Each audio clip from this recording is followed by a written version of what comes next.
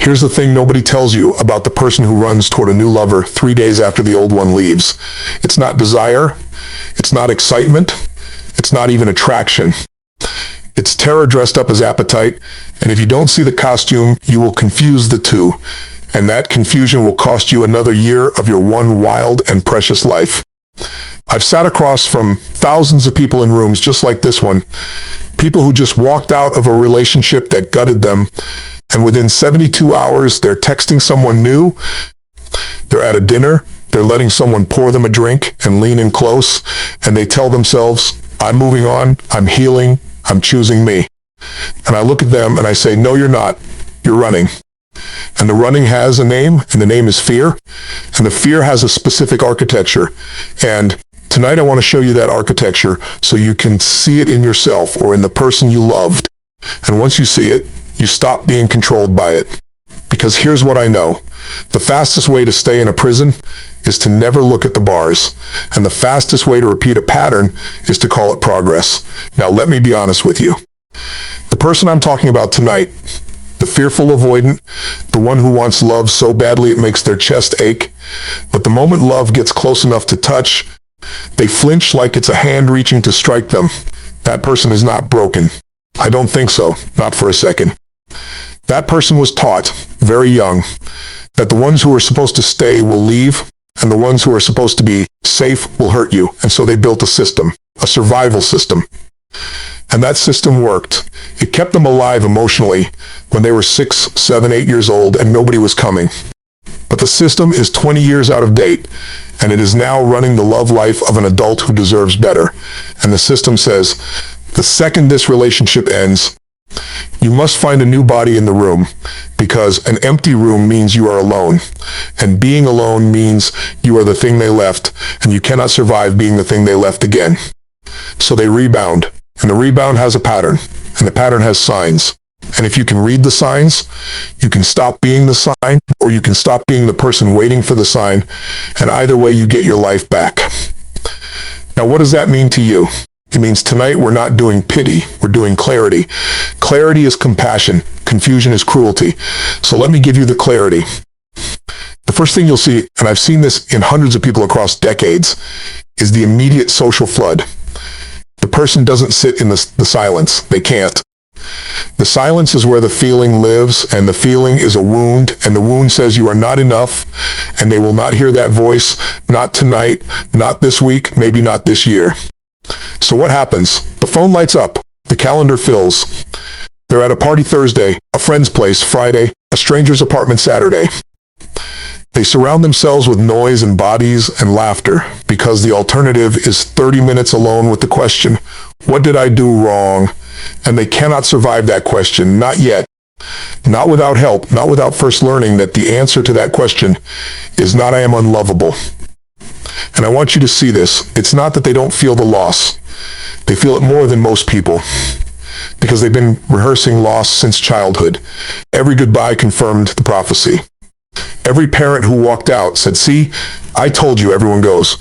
So when this relationship ends, it doesn't just end. It confirms a universe. And the universe is unbearable.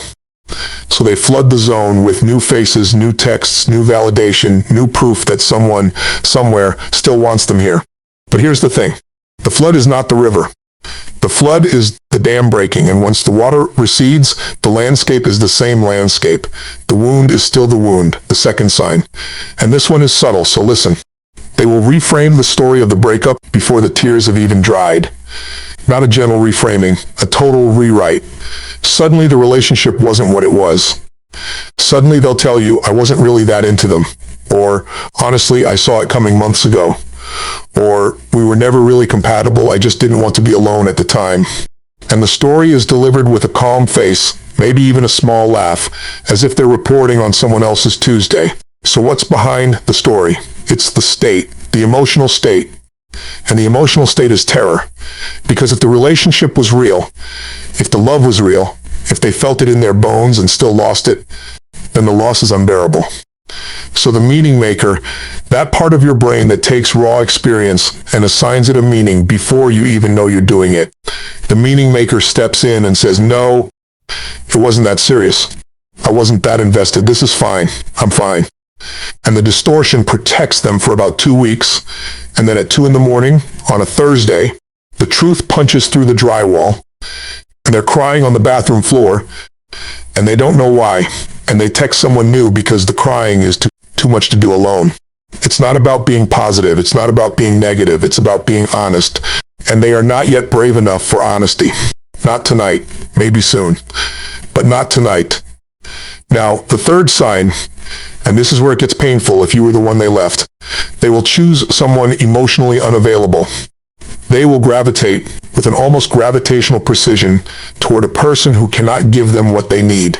Someone married, someone emotionally distant, someone who says, I'm not looking for anything serious, right up front, and the fearful avoidant hears that and feels relief instead of grief, because an unavailable partner is a safe partner.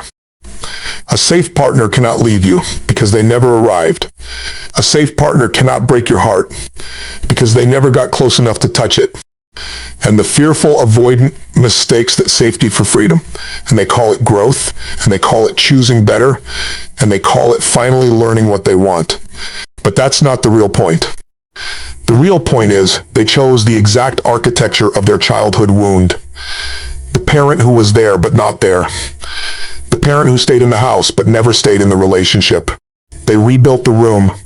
They moved into the same room with different furniture and called it a new address. And if you are watching this and recognizing yourself, I need you to hear me. You are not stupid. You are not weak. You are a child who learned a pattern so young it became invisible, like breathing, like blinking, and you have been running that pattern on autopilot for 15, 20, 30 years. And tonight is the night you see the pattern, and seeing it is the first second of freedom.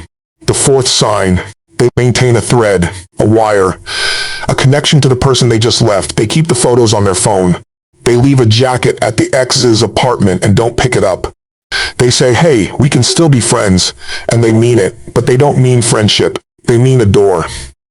They mean if the new person doesn't work out, and they won't, because the new person is a bandage and not a person, I need to know the old door still opens. I need to know I haven't burned the island. I need to know there's a shore I can swim back to. And I get it. I do. Because burning the boats means you've committed. And commitment, for the fearful avoidant, is the most terrifying word in any language. Commitment means I stay even when it's hard. Commitment means I don't get to run when the feeling gets big.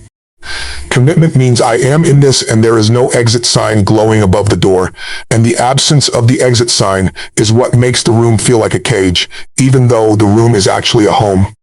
So they keep the door, they keep the thread, they keep the wire, and the new person senses it, and the new person feels like they're competing with a ghost, and they are, and eventually the new person leaves, and the cycle resets, and the fearful avoidant says, see, everyone leaves and the prophecy feeds itself. The fifth sign, and this one is the quiet one, the one nobody talks about. After the rebound begins, there's a moment, maybe 2 weeks in, maybe 4, where the fearful avoidant goes cold on the new person. Not because the new person did anything wrong, but because closeness triggered the old alarm. The new person said, I love you, or the new person made plans for next month, or the new person simply stayed consistent for too long, and the consistency felt like a trap, like the calm before the parent leaves, like the silence before the door slams. And so the fearful avoidant pulls back. They take longer to text back. They cancel plans. They say they need space. And the new person, if they're not educated on this pattern, thinks they did something wrong. They didn't. They got too close to the wound, and the wound flinched. And then the cycle begins again. Hot, cold, come here, go away, I want you, I'm terrified of you. And the new person gets exhausted, or confused, or hurt, and they leave, and the fearful avoidant is alone again, and the alone confirms to the story, and the story says, you will always be left, and the only way to not feel left is to find someone new before the aloneness settles in. And around they go. Now listen to me carefully. I'm not telling you this to judge. I'm telling you this because I've been the person running. I grew up in a house where the anger was so thick you could chew it, where nobody was coming to save me, where I learned very young that if I stopped moving, if I stopped performing, if I stopped being useful, I would disappear. And that fuel, that push, that I will never be ignored again fuel, it got me moving, it got me working, it got me out. But it didn't get me home, because home isn't a place you run to. Home is a place you arrive at. And you can't arrive if you're still running. I began with anger. That fuel didn't last. It burns hot and it burns fast and it leaves ash. And ash doesn't build anything. And I had to learn the hard way, the slow way, the humiliating way that the pull has to replace the push. That I had to want something so much it drew me forward instead of being terrified of something so much it shoved me. And the difference between those two fuels is the difference between a life you build and a life you survive. And all of us listening right now, we carry some version of that. Maybe not abandonment, maybe not a parent who walked out, but some moment where you learn that love is conditional, that safety is temporary, that the ones who stay will eventually turn into the ones who leave. And that moment built a pattern. And the pattern runs until you see it. And seeing it is not enough. You have to decide against it in real time, in the next uncomfortable moment. When the urge to text someone new hits you at 11 p.m., you decide against it. Not because you're strong, because you're done being the child in the story. You're the adult now.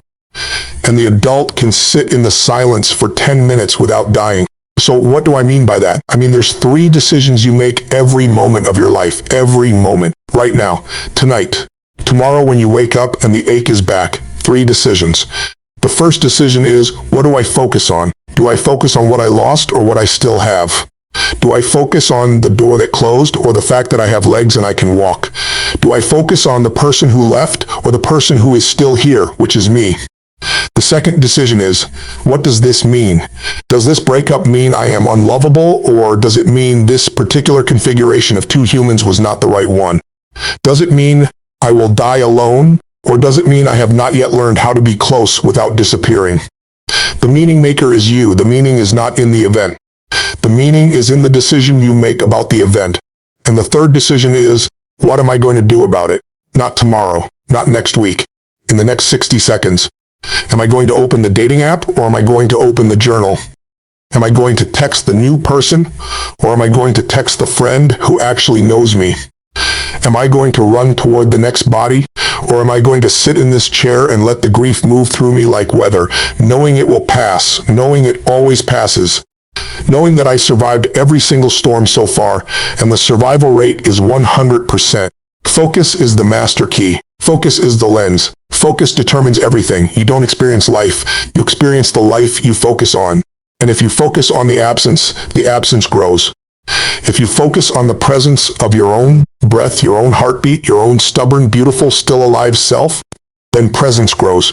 And presence is where love actually lives. Not in the next person. In you. First. Before. Always. Now here's the truth about the fearful avoidant that nobody says out loud. You are not too much. You were never too much. You were too much for people who were too little. And the childhood that made you afraid of closeness also made you extraordinary in ways you haven't credited. If you suffered as a kid, if you were the one waiting by the window for a car that didn't come, if you were the one who learned to cook dinner at 9 because nobody else would, if you were the one who became fluent in reading a room's emotional temperature before you were fluent in multiplication tables, you might still carry it. You might carry it in your shoulders, in your jaw, in the way you check your phone when someone you love hasn't texted in 4 hours. And I'm not going to tell you to let it go. I'm going to tell you to look at it differently. Here's what happens when you meet who you are now and you look back at that kid. You realize it's been a handbook of survival in disguise. The fact that you were alone in childhood means as an adult you are self-sufficient in a way that people who were always rescued never will be.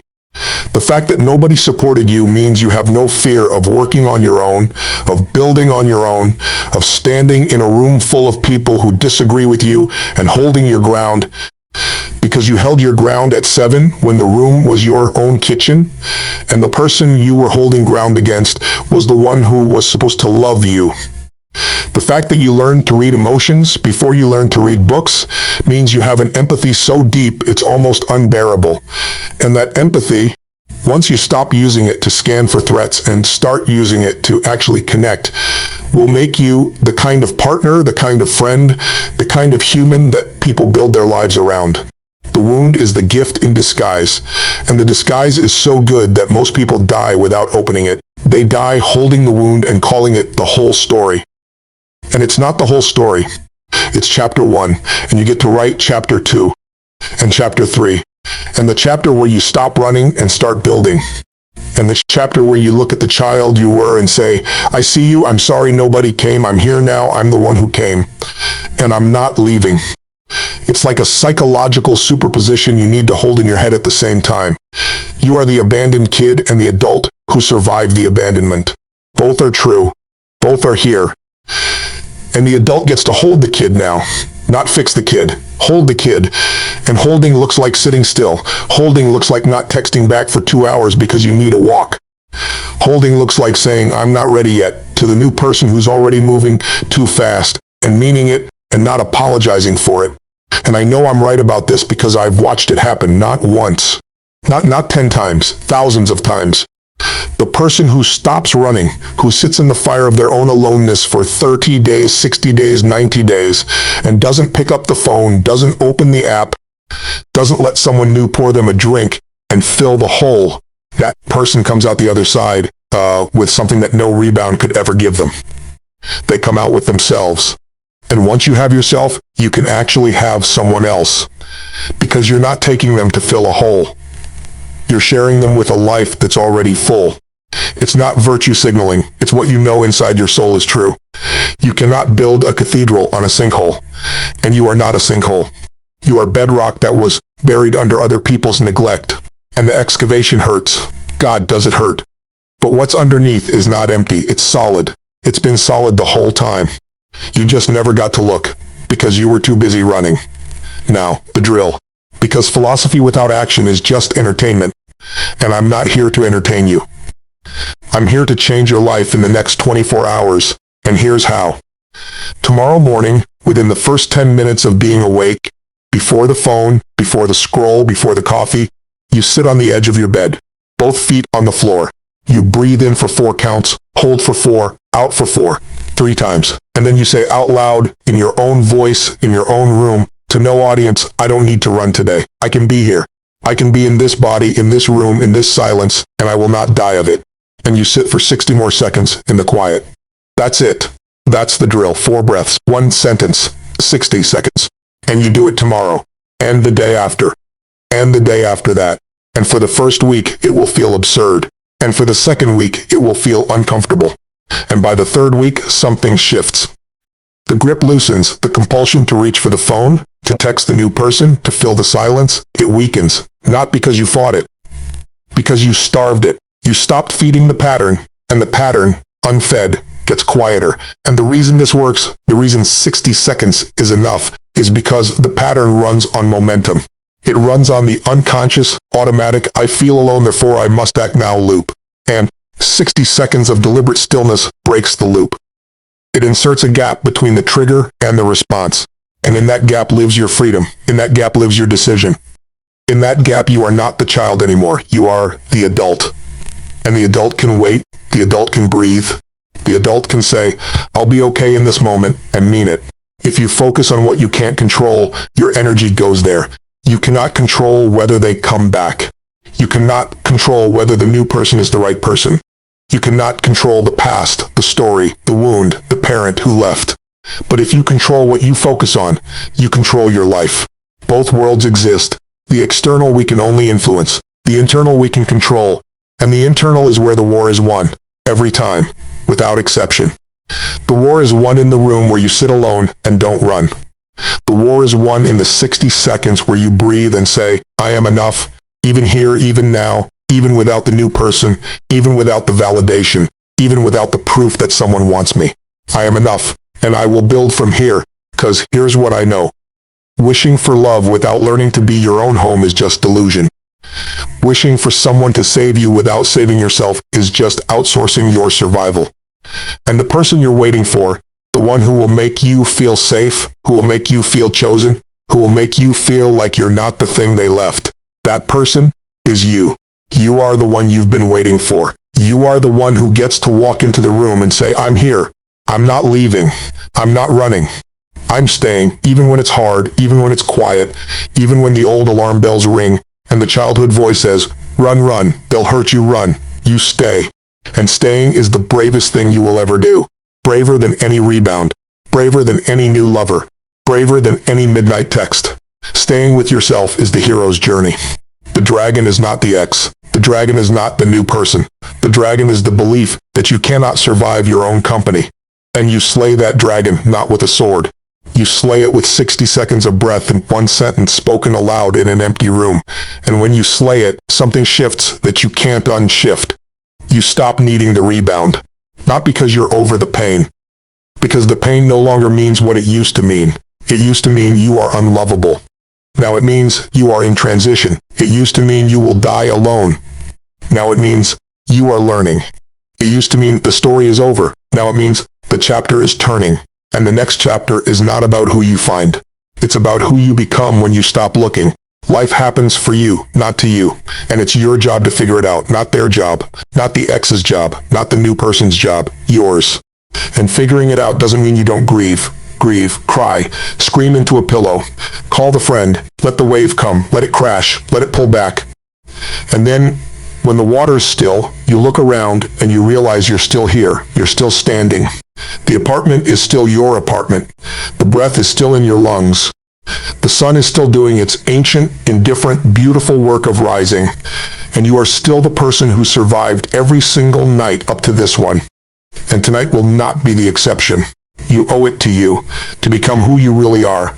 Not the child who learned to run, not the adult who kept running because the child was still driving. You, the one underneath. The one who doesn't need the new person to prove they exist. The one who can sit in the quiet and hear their own heartbeat and call it enough. The one who can love without disappearing. The one who can be close without being consumed. The one who can let someone in and also let themselves stay. This is your hero's journey. And the hero's journey doesn't end when the dragon is dead. It continues in the life you build after. In the love you choose with open eyes. In the morning you wake up and don't reach for the phone. In the evening, you cook dinner for one and set the table anyway because you are worth the full setting. In the moment you meet someone new and you don't perform, you don't flood, you don't run, you just say, here I am, slow, imperfect, still healing, and I'd like to be here with you if you'll have me.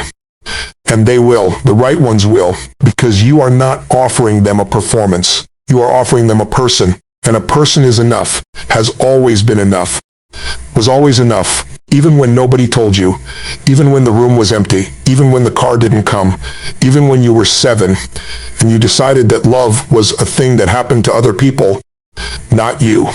It's yours. It was always yours. You just had to stop running long enough to feel it already in your hands. You can't lose what you deserve, and you deserve this, the stillness, the arrival. The quiet, ordinary, extraordinary life where you don't need the next person to prove the last one wrong, where you don't need the rebound to outrun the grief, where you can sit in your own living room on a Tuesday night with no phone, no plan, no new face to fill the silence, and feel something you've never felt before. Peace. And peace is not the absence of loss. Peace is the presence of yourself. And you, my friend, have been absent too long. Come home. Come home to the only address that never changes. You. You owe it to you, and I believe that.